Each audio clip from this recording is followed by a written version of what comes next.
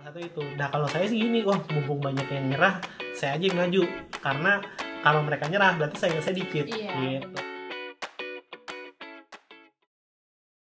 Halo Sobat Sertifikasiku, kembali lagi bersama saya Rati Yulianti dalam acara Bincang Sertifikasiku. Nah, di episode kali ini kami sudah kedatangan Mas Oki nih. Apa kabar Mas? Halo, baik, alhamdulillah. Iya, Mas Oki ini merupakan seorang research analyst yang dimana beliau sudah bekerja selama 4 tahun ya Mas ya?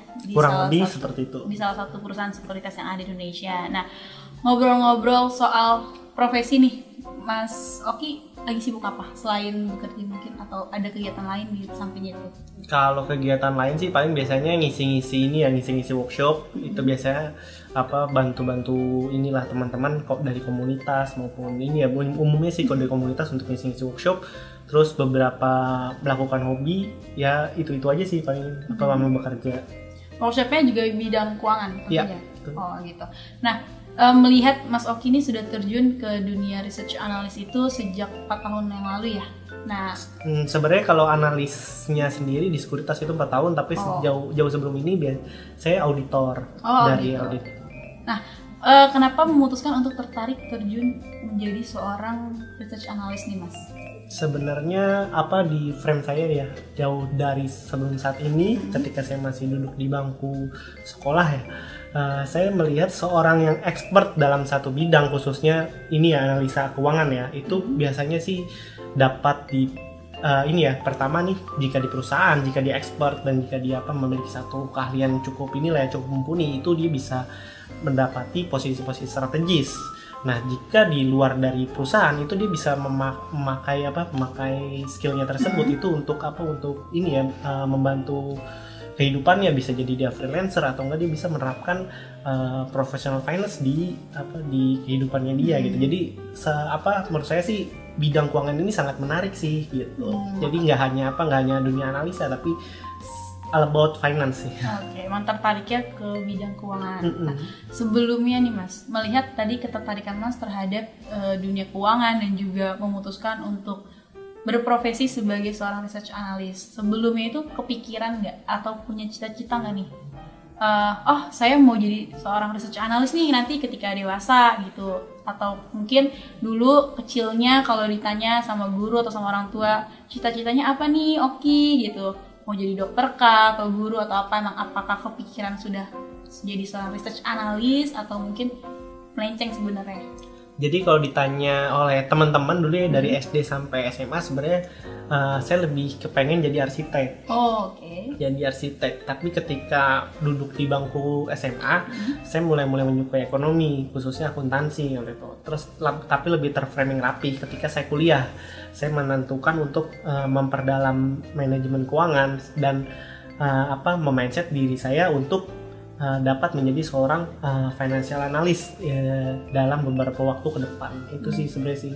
Oke, berarti emang fokus utamanya itu ketika emang kuliah memutuskan harus jadi seorang research analyst nih nanti ketika dewasa gitu ya. Karena sebelumnya mungkin nggak terfikirkan. Nah, selain tadi ketertarikan dan juga cita-cita yang berbeda sama sekarang profesinya nih, Mas Oki melihat profesi seorang research analyst itu seperti apa sih Mas? Pertama cukup menarik ya bagi diri sendiri terutama ini ya. Pertama kita setiap hari mungkin mendapat ilmu baru, pengetahuan baru. Dan yang kedua biasanya kalau untuk prospek karirnya sendiri, research analyst ini cukup prospek gitu dari segi khususnya di ini ya, perusahaan sekuritas. Nggak hanya di sekuritas aja, di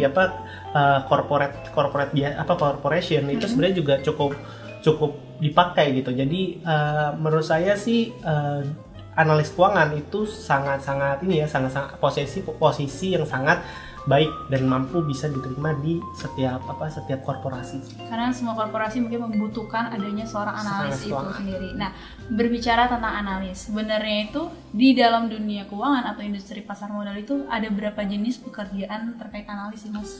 Research analis itu dibagi ada dari beberapa ya. Yang pertama ada research analis, terus ada equity analis, fixed income analis, sama economic analis gitu.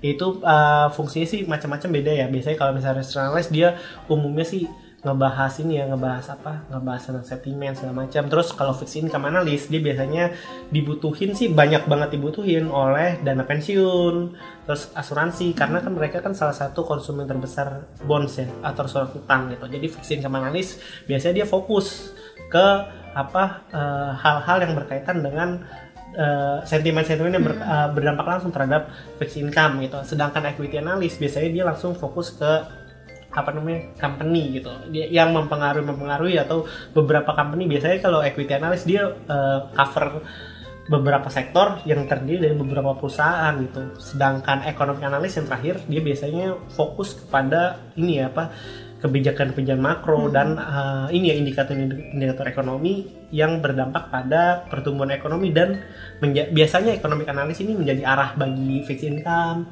terus equity dan research. Oke, nah banyak banget nih sobat sertifikasiku, seperti yang dijelasin Mas Oki, bahwa ternyata banyak ya jenis-jenis seorang analis justru di industri pasar modal, justru banyak banget kan tadi seperti yang sudah dijelaskan dan juga sudah diketahui perbedaannya. Nah, mengingat itu semua nih Mas, menurut Mas Oki seberapa penting sih peran seorang analis, apalagi terutama research analyst di sebuah korporasi atau emiten? Kalau berhubungan dengan ini ya, seorang research analyst sebenarnya perannya cukup penting ya di khususnya di ini ya. Kalau di sekuritas sendiri, yang pertama membantu sekuritas untuk memberikan kepercayaan pada nasabah-nasabahnya.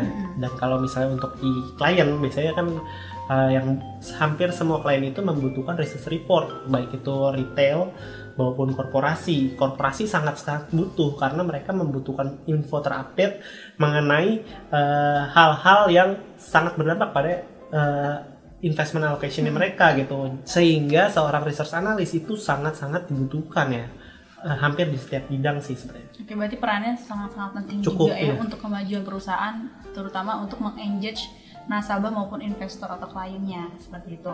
Oh iya Mas, tadi sudah berbicara tentang analis dan juga background Mas Oki tersendiri yang emang tertarik dalam dunia keuangan tentunya.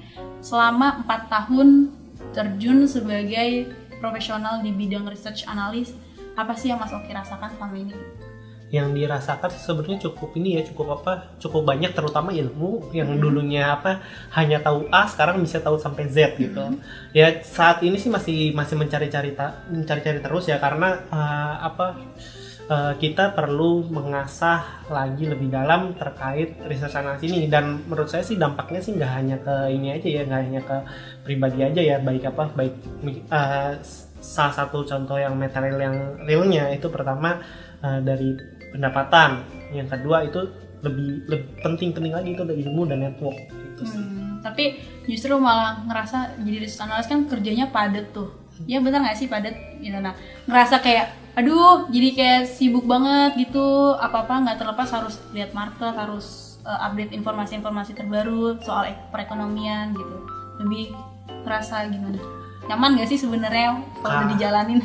Karena saya suka ya, saya nyaman gitu. Saya dari dulu bangun tidur aja udah buka market komoditi. Passion dari lama. Ya karena udah suka, jadi ya nggak ngerasa beban sih, malah itu menjadi satu kesenangan sendiri sih gitu sih. Rutinitas yang menarik untuk dilakukan. Rutinitas. Oh iya Mas, Mas Oki kalau sebagai seorang research analyst ini, analisa Mas Oki itu fokusnya ke mana nih? Kalau saya kebetulan di equity.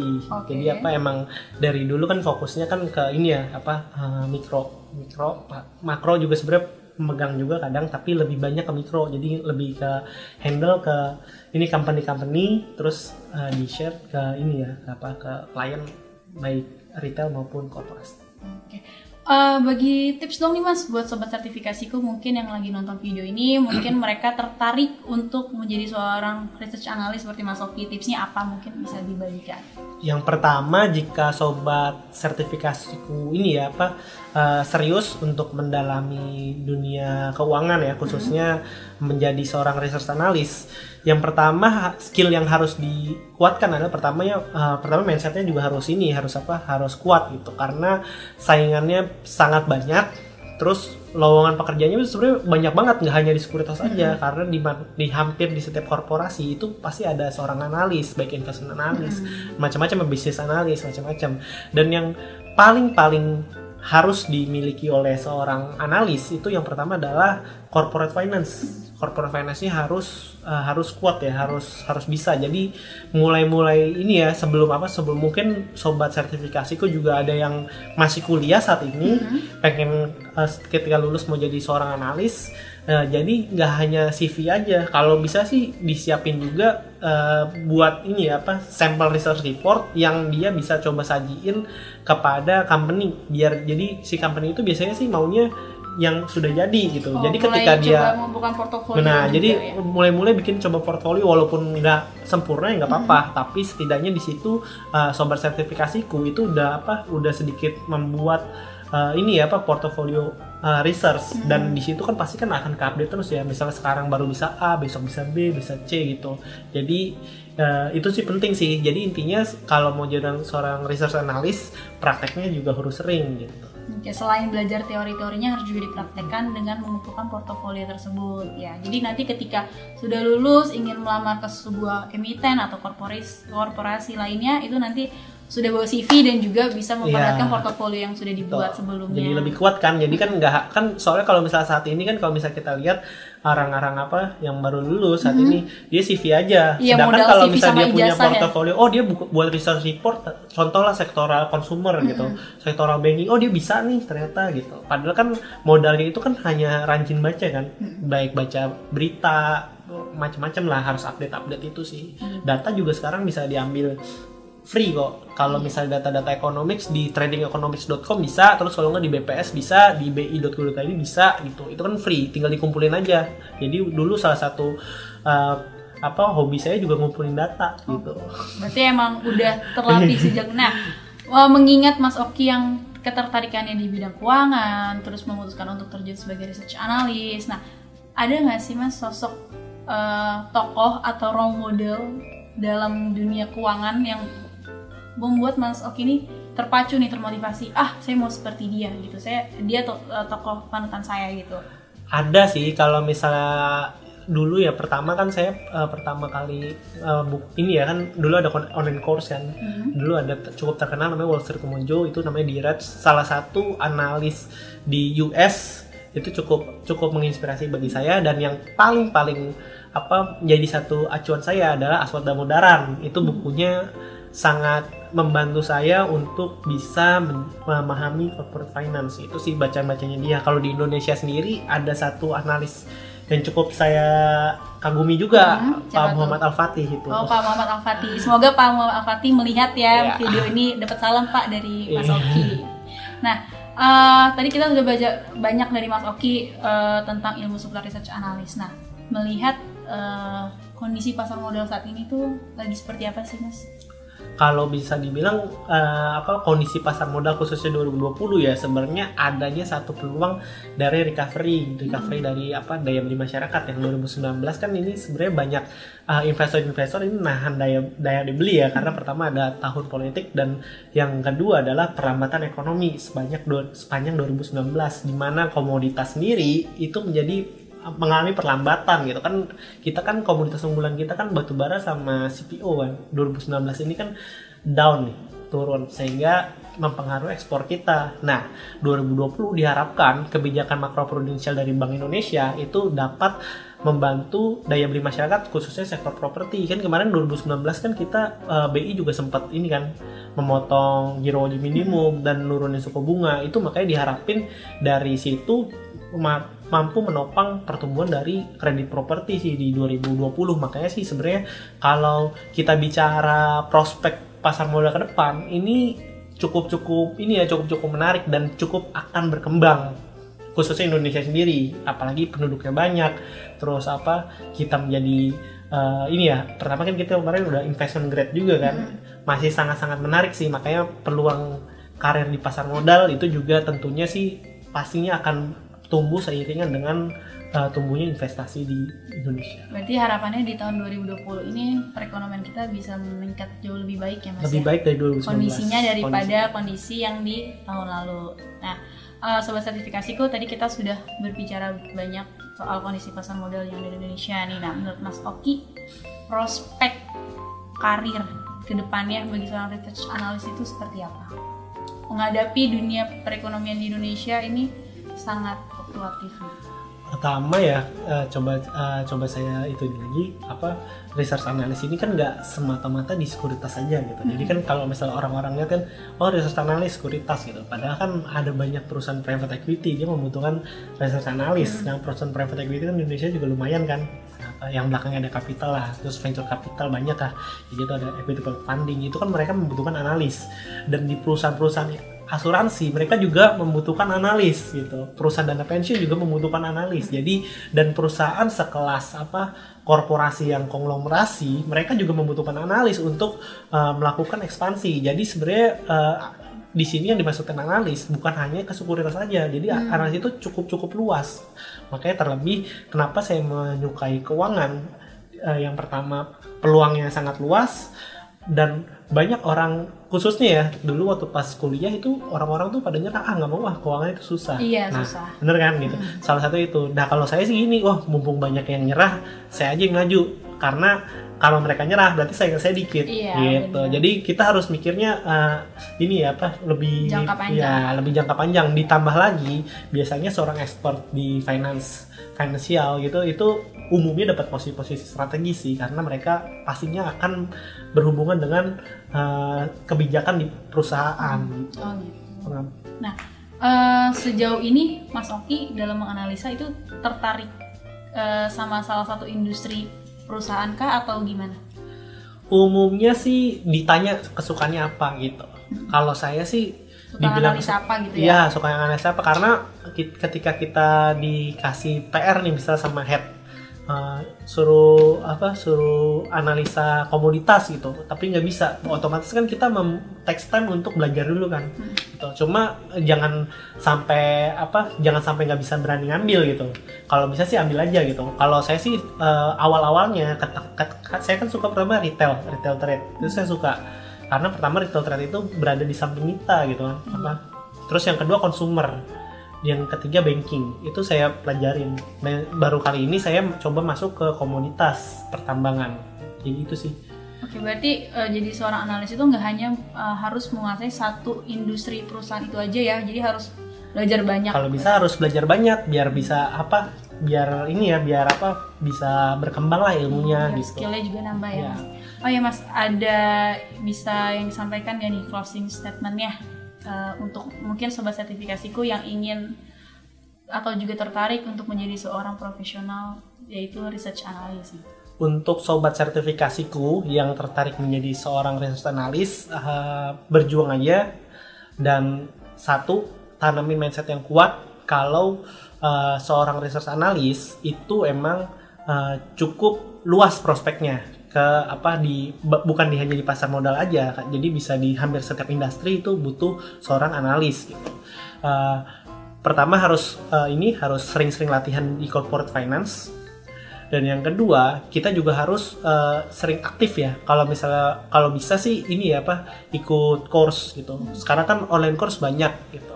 Kalau saya kebetulan waktu itu ikut course di CSA gitu, CSA Institute gitu. Okay. Cuma kalau online kan ada di sertifikasiku juga ada kan ada online. Untuk yang level madya. Nah, itu cukup menarik. Dulu waktu pas itu saya belum ada tuh. Jadi saya belajarnya sendiri dan itu kebetulan di Amerika kan lumayan tuh biayanya. Kalau di sini mungkin lebih terjangkau kan. Iya. Nah, itu sih sering-sering praktek aja. Jadi jangan sampai CV kalian hanya sekedar CV, dan ketika kalian kalian memiliki skill financial modeling, kalian nggak bisa membuktikannya. Jadi kalau bisa ketika CV kalian juga harus lampirin portofolio biar seorang interviewer itu percaya kalau kalian bisa melakukan pekerjaan tersebut. Itu sih yang paling sering-sering praktek aja.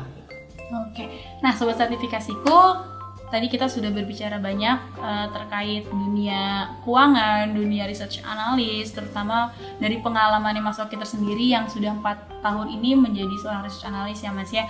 Nah kalian tadi sudah dapat juga tips-tips dari Mas Oki kalau kalian ingin jadi seorang research analyst itu harus belajar terkait apa, terus harus punya skill di bidang apa, terus juga harus belajar meningkatkan skill kalian atau ilmu-ilmu yang kalian miliki itu melalui apa. Nah, tadi sudah disampaikan sama Mas Oki.